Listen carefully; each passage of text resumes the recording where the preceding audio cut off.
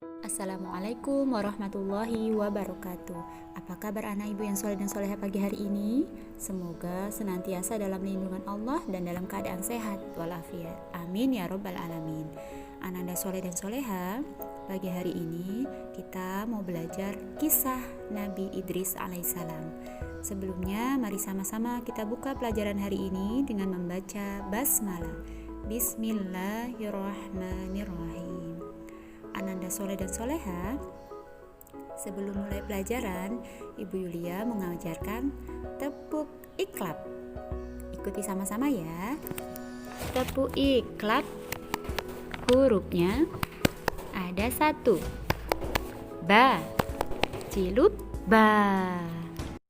Baik Ananda semua, dalam sebuah hadis riwayat Tabrani, Rasulullah berkata, "Belajarlah kamu semua dan mengajarlah kamu semua dan hormatilah guru-gurumu serta berlaku baiklah terhadap orang yang mengajarkanmu." Anak-anak ibu yang soleh dan soleha, jadi kita diperintahkan oleh Rasulullah untuk senantiasa belajar agar kita menjadi anak yang pintar. Adapun tujuan belajar kita hari ini agar Ananda semua mengetahui tentang kisah Nabi Idris alaihissalam, bagaimana kehidupan Nabi Idris, bagaimana dakwahnya Nabi Idris terhadap kaumnya, kemudian apa hikmah yang bisa kita ambil dari kisah Nabi Idris. Nanti kita akan mengetahui dan silakan Ananda semua mendengarkan kisah Nabi Idris yang Ibu sampaikan. Baik Ananda soleh dan soleha, Nabi Idris adalah nabi kedua dan keturunan ke-6 dari Nabi Adam. Nabi Idris ini lahir di kota Babilonia. Ayahnya bernama Yarid bin Mihlail. Nabi Idris adalah orang yang sangat cerdas.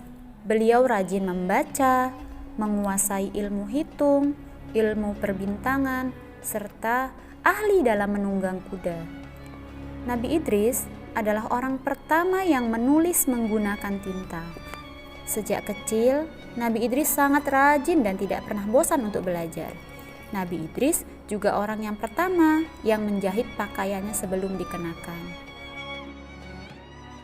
Ananda soleh dan soleha, Nabi Idris menerima wahyu dari Allah melalui malaikat Jibril. Allah memerintahkan kepada Nabi Idris untuk mendakwahi kaumnya. Mendakwahi ini maksudnya adalah mengajak orang-orang kaum Nabi Idris untuk menyembah Allah, untuk meninggalkan hal-hal yang tidak baik dan melakukan hal-hal yang baik. Pada saat itu, kejahatan merajalela di mana-mana. Banyak orang yang durhaka dan tidak menjalankan ajaran yang dibawa oleh Nabi sebelumnya. Nabi Idris diberi kekuatan dan keberanian yang luar biasa sehingga mampu memberantas kekufuran pada saat itu. Oleh karena itu, kekuatan dan keberaniannya yang dimiliki oleh Nabi Idris, maka Nabi Idris mendapat gelar Asadul Usud, yang artinya singa dari segala singa. Nabi Idris berdakwah tanpa kenal lelah, mengajak orang-orang pada saat itu untuk menyembah Allah. Namun, ada yang mau beriman kepada Allah, ada yang mau mengikuti ajaran yang dibawa oleh Nabi Idris, dan ada juga yang menolak, bahkan mencaci maki ajaran yang dibawa oleh Nabi Idris. Suatu ketika, Nabi Idris mengajak para pengikutnya untuk hijrah ke Mesir. Hijrah ini artinya berpindah tempat. Yang tadinya di Babilonia mengajak kaumnya untuk hijrah ke Mesir karena Nabi Idris khawatir orang-orang yang sesat, orang-orang yang tidak mau mengikuti ajaran Nabi Idris akan semakin memusuhinya. Kemudian mereka berangkatlah menuju Mesir.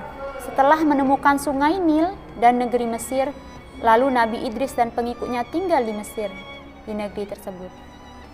Kemudian beliau dan pengikutnya mulai menata kehidupan di Mesir. Mereka menyeru manusia agar beriman kepada Allah. Karena kelak orang-orang yang beriman akan hidup bahagia di akhirat. Selain itu, Nabi Idris menyuruh mereka mengerjakan sholat, berpuasa, zakat, dan mengharamkan minuman-minuman keras. Nabi Idris juga mengajarkan hidup yang sederhana, tidak boros, juga tidak pelit. Kemudian dakwah Nabi Idris mulai berkembang dan membuahkan hasil. Satu persatu orang-orang yang mengikuti ajaran Nabi Idris jumlahnya menjadi banyak, mencapai 77 orang. Kenabian Nabi Idris membawa perubahan yang sangat berarti bagi peradaban dunia pada saat itu. Nabi Idris berdakwah di Mesir selama 82 tahun dan tinggal di Mesir hingga akhir hayatnya. Nabi Idris meninggal pada usia 865 tahun.